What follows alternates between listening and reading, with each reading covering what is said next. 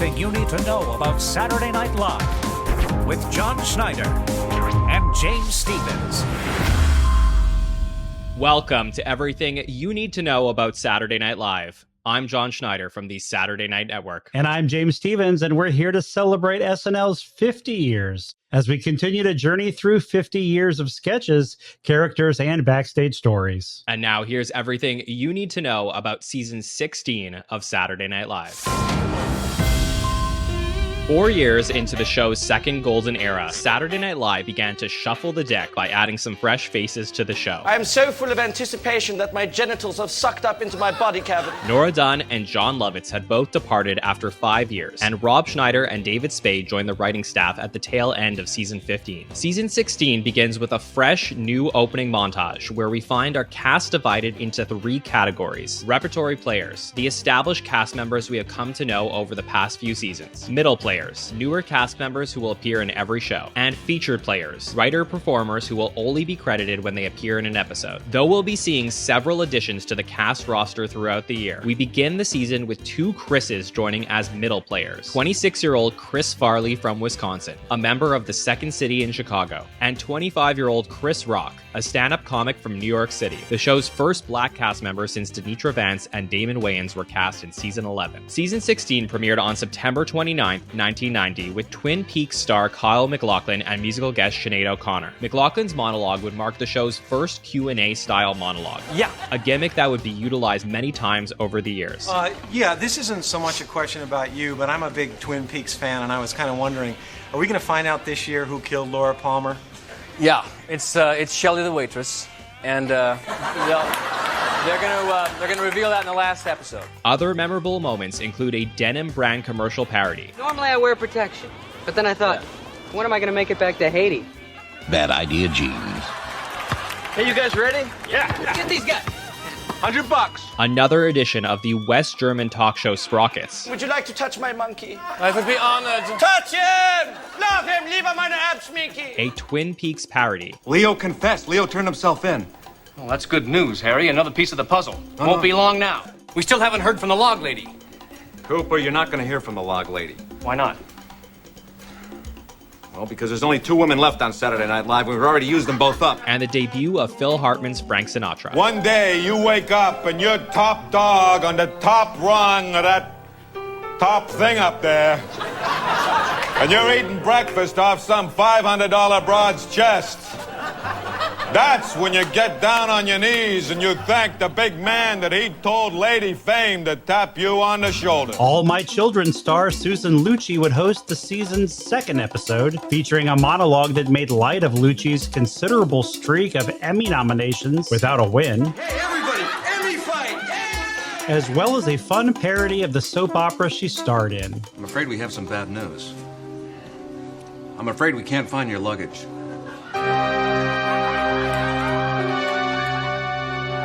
All my luggage. And a Live with Regis and Kathy Lee sketch provides the occasion for Dana Carvey and Jan Hooks to debut their portrayal of the morning talk show hosts. Oh, yeah, you were at a benefit, weren't you, Reese? Joy and I went to the Waldorf for the gala ball. The wife had me put the tux on with the shoes and the cummerbund. I don't mind saying I look great. Oh, well, good for you, Reese. Good for you. I'm telling a story. The next show would be hosted by New York Yankees owner George Steinbrenner, who at the time was banned from operating the team by the commissioner of MLB. Steinbrenner now into his motion and delivers, swinging a sharp ground ball. Nice stop by Steinbrenner. Over to Steinbrenner for 1. On to Steinbrenner. Double play. What a play by Steinbrenner. Steinbrenner was game at poking fun at himself throughout the night. Why am I up here with these guys? They're ruthless dictators. And his reputation for firing managers. How do you fire a man? How do you look in his eye and tell him he's no longer needed? That he's just not good enough? Who am I to judge another man? And on Weekend Update, Victoria Jackson and Chris Farley, playing Roseanne and Tom Arnold, comment on their lawsuit against the National Enquirer. Maybe Tom went to a drug clinic, you know? I got in a taxi and went to treatment. Yeah, but like they said our tattoo is on our butt, and that is a lie. Our our tattoo is right here. This is not our butt, Dennis. That is not our butt. That is not our butt. The final show of October would bring actor-dancer Patrick Swayze to host. Kiss that girl while the night is young. Don't be afraid to use your tongue. The episode would deliver some significant moments, including its first for then-writer Rob Schneider to be upgraded to featured player. And after appearing in small roles throughout the first 3 episodes, Chris Farley would experience his breakout moment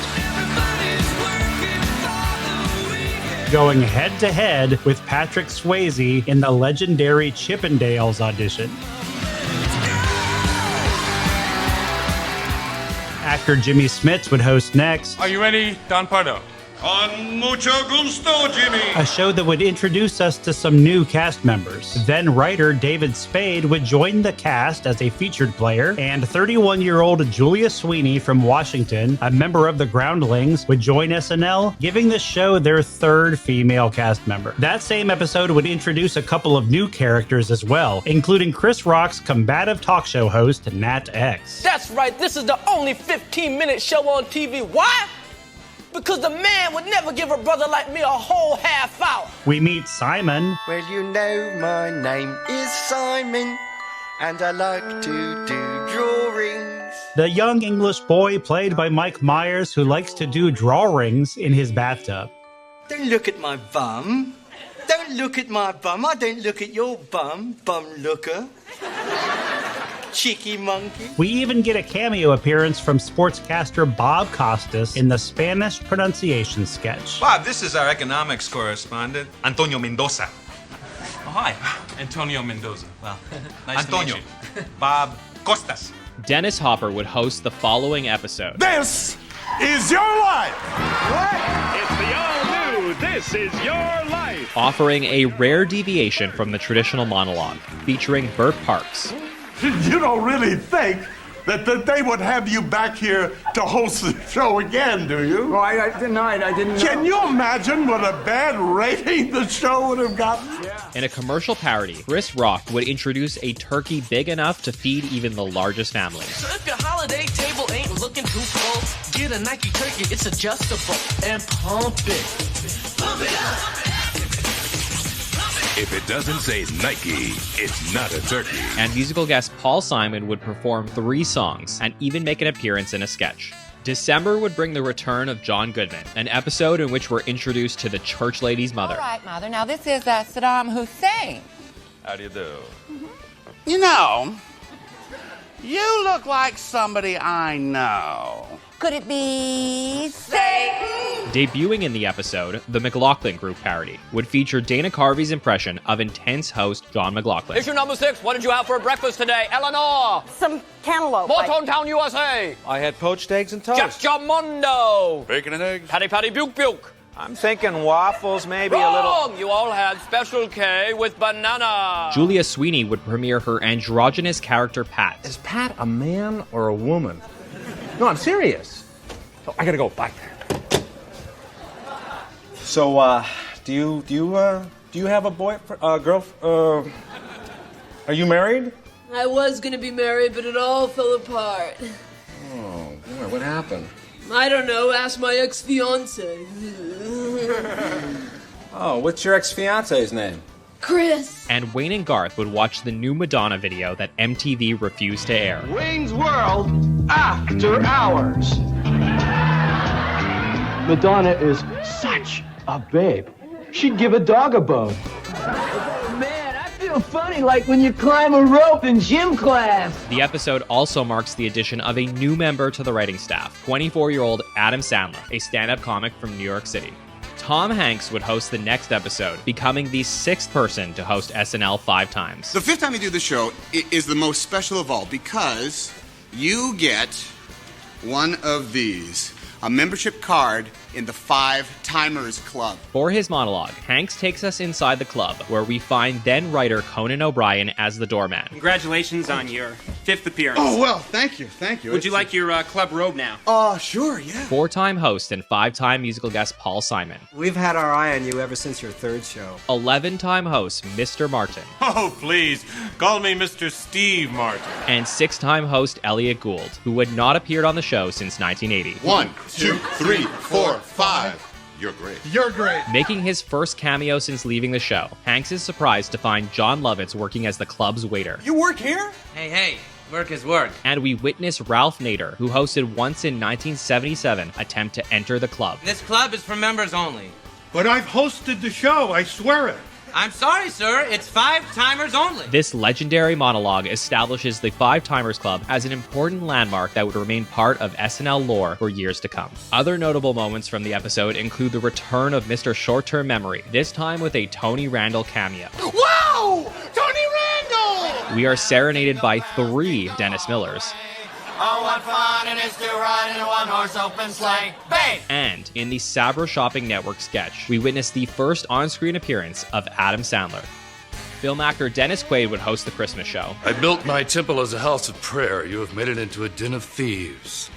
An episode that opens with a message from the President of the United States. As Commander-in-Chief, I am ever cognizant of my authority to launch a full-scale orgy of death there on the desert sand.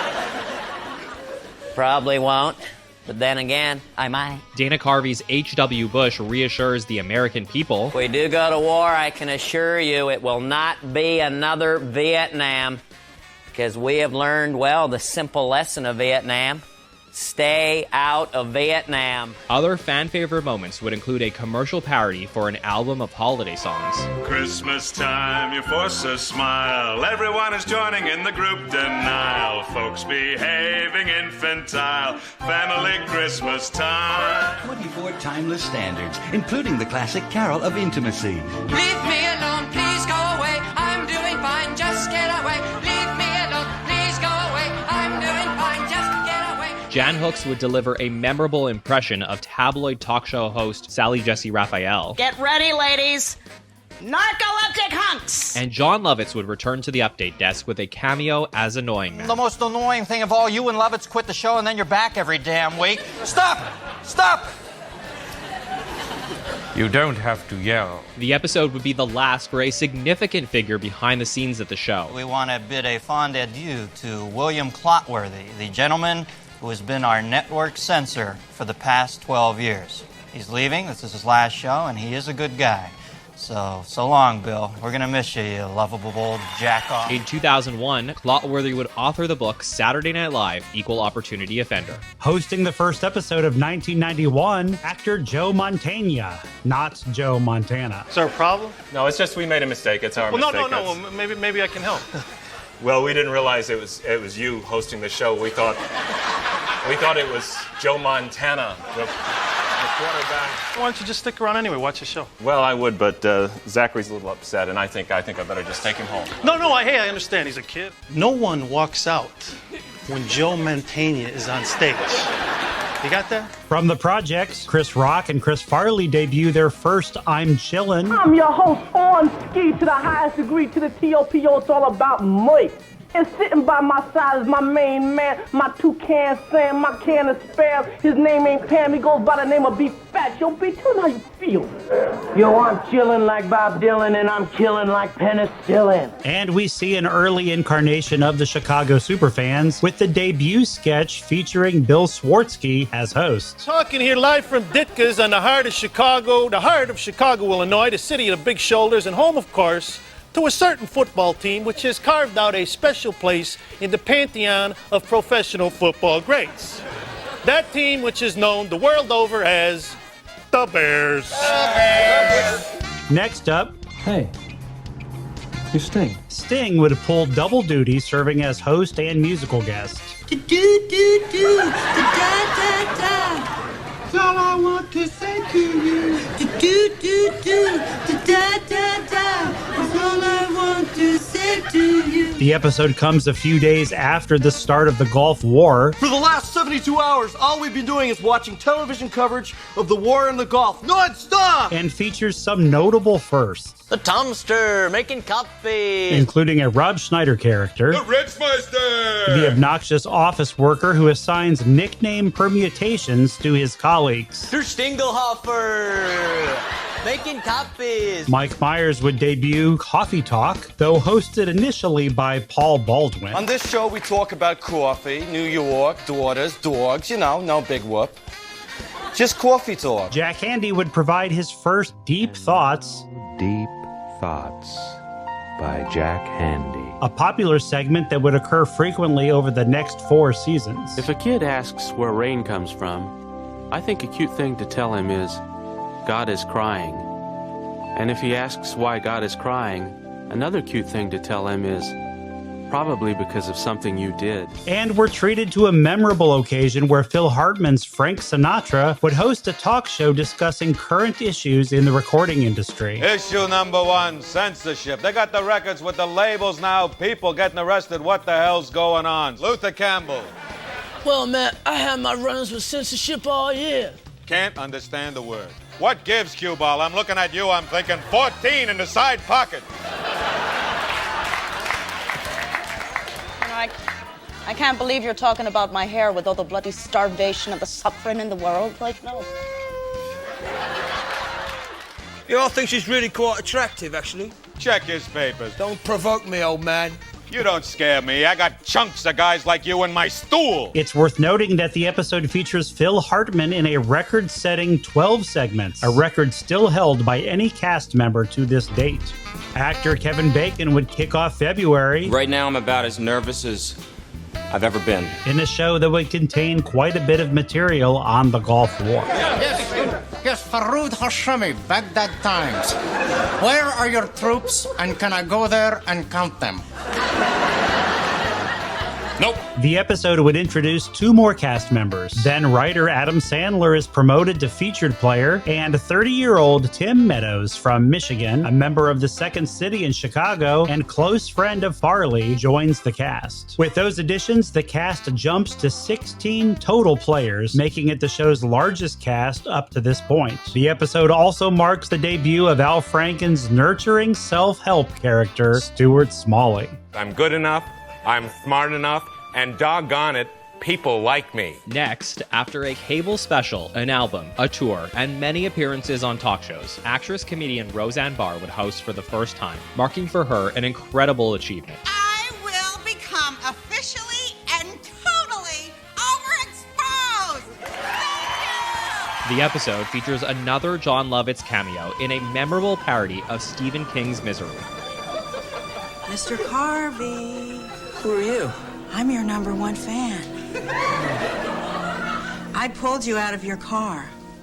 I left Mr. Lovitz. I thought it would be best. The sketch has a kidnapped Dana Carvey forced to become the church lady. Well, isn't that convenient?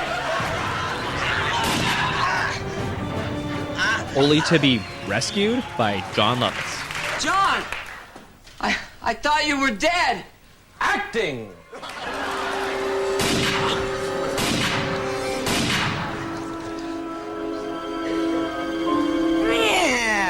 Isn't that special? Also, Roseanne's then-husband Tom Arnold would make a cameo, appearing with his wife on the Sally Jesse Raphael show. On my show, you will always have safe harbor. Give me just a minute here. The episode is also remembered for a commercial parody advertising the toy sensation that's sweeping the nation. It's Happy Football! Warning. Pregnant women, the elderly, and children under 10 should avoid prolonged exposure to Happy Fun Ball. Caution. Happy Fun Ball contains a liquid core, which, if exposed due to rupture, should not be touched, inhaled, or looked at. We then have Alec Baldwin return to host for his second time. Last time I was here, I guess the feeling was that things went pretty well. In fact, the show was nominated for an Emmy. So I suppose I must have done something right. Oh no.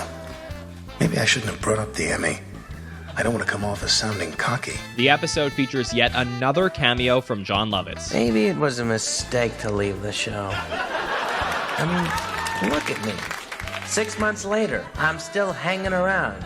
Man, I gotta get a life. Actor Michael J. Fox would then host in March. What about Freddy the Flatulator? An episode that would mark the last on-screen appearance for A. Whitney Brown. He wants to extend the death penalty to include treason and espionage.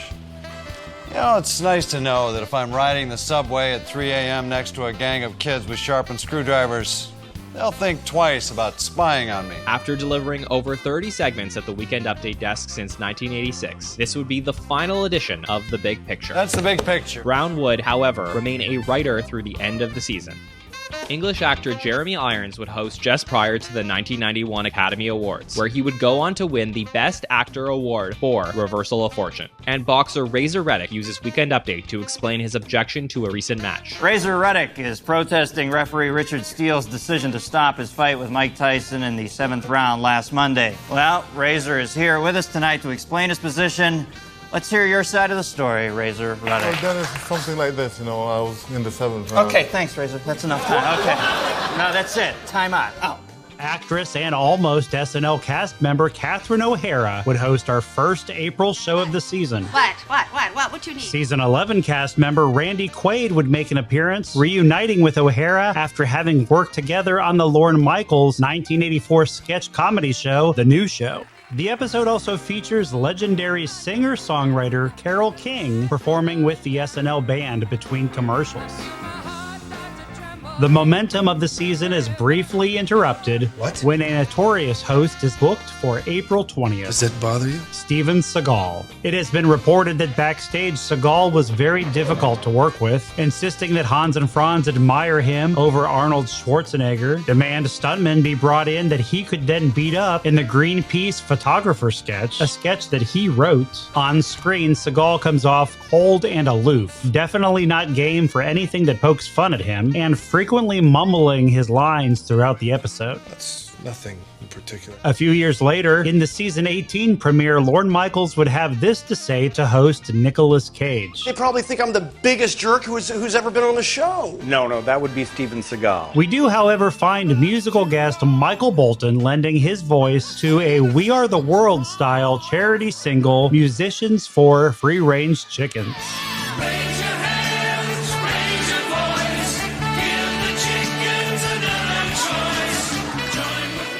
We return to some normalcy when Designing Women's Delta Burke hosts the penultimate episode of the season. In the episode, an unforgettable Wayne's World A Dream sequence has Wayne and Garth playing Truth or Dare in Madonna's bedroom. Garth, we're in Madonna's bedroom.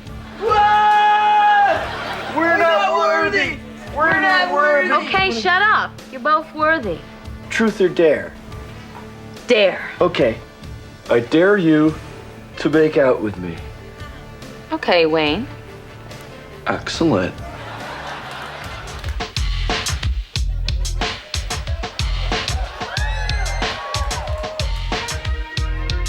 Wow, look at the unit on that guy. I want to kiss you in Paris. Call me anytime, you guys. Really? Not. For the season finale, George Wendt would return to host for the first time since hosting with Francis Ford Coppola in season 11. Wendt takes over as host of the Superfans, playing Bob Schwarsky. I'm Bob Schwarsky, sitting in for my brother Bill, who's still recovering from that dreadful heart attack. And we are treated to several memorable moments.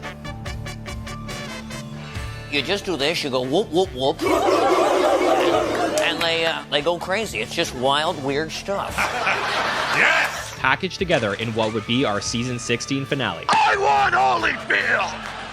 I showed you what these guns could do in the Middle East.